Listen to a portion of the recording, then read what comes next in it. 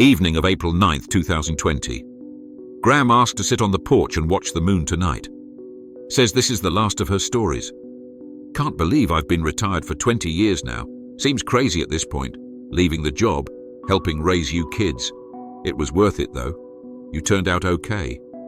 She gives a little chuckle here. So, there's two more things that happened right before I quit. One is a direct result of the other. Care to hear? I nodded. So, in '97 we put the very first rover up on Mars. We started it looking to see if it could support life up there, you know, trying to expand out beyond our own planet. Hell, it's already too crowded here. Has been since man first walked. Best thing about all this social distancing is I have an excuse to tell people to fuck off. Pathfinder was something though. Ugly little contraption.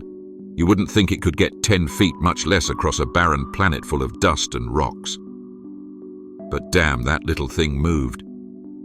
It was zipping here and there across the land, taking pictures and videos, scooping up samples and analyzing them right then and there. Wonder of science.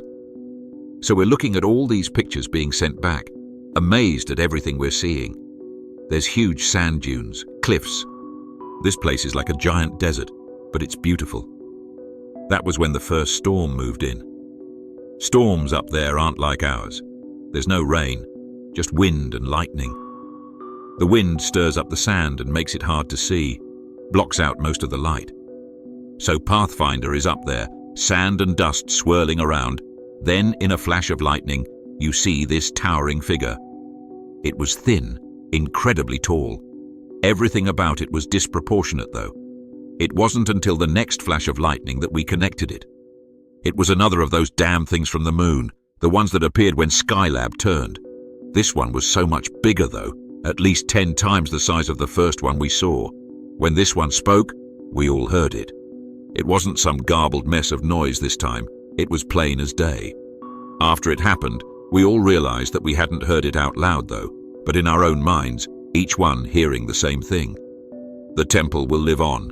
We ruled and shall rule again, worshipping amongst the stars. Then it was gone along with the storm. Never saw one as large as that again. Haven't seen any of them since then, actually. Pathfinder didn't have any other encounters up there the entire time. And as far as I've heard from the folks that are still working, they haven't found anything else out of the ordinary. NASA made it a point to contact the other countries and tell them about the temple at that point. Naturally, the Russians already knew about it, the bastards. Turned out they had gone up to the moon at some point and found the ruins of the temple up there, took some of it back with them and ended up having it lose all kinds of control back in '86. Lot of lives got lost up there because they didn't know what they were fucking around with. They were experimenting with it in some underground lab when it went out of control. But of course, what's their first reaction when a fucking space temple and those damn things show up in their backyard? They nuke the thing straight to hell, killing a ton of their own citizens and covering up some reactor meltdown. The footage they showed us, I'll never forget it. These bastards didn't even nuke it right away. That's why there was so much fallout. They let it go on for at least a week, absorbing everything and recording what happened. There were people inside that altar room when their worship session broke out. Those poor souls deserved so much more mercy than anyone could give them. After that, we all agreed that our first priority was protecting the Earth from whatever this was, not allowing any of that back down here. That was the time they started on the space station. Now, I don't know much of what they've been up to recently with it since it was just being launched when I retired. They built it to keep a better eye on things out there in orbit though, where they could conduct experiments and run some countermeasures right there, without anyone here on Earth being any wiser. Smart move, I think. I know now, long before I left, they had a satellite that found that chain of bodies again. The same one that took the first manned crew up there. We could hear the whispers being transmitted back. I still wake up some nights hearing those whispers. What did they say? Come to us. Be sacrifices. Float eternal as a living altar to them. Them beats the hell out of me. Maybe it was that big thing they saw on the photos. Maybe that's what the temple was built to worship. Or whatever we were warned about by the follower. There's so many things we still don't know about what's out there. Probably things we never will know. It's all just lost in the vastness of space, never meant to be understood. We're still here though. That's something. So they've been keeping us safe until now. Maybe it's something else, though, watching over us. The moon was out in full on the horizon now, shining bright as it rose further. Graham got up and walked out into the moonlight, looking upward. I know you're there, Arthur. I know you're watching over all of us. You stayed up there because you were a stubborn old bastard, thinking you had to do everything to keep people from seeing what you saw. I felt you the other night, though.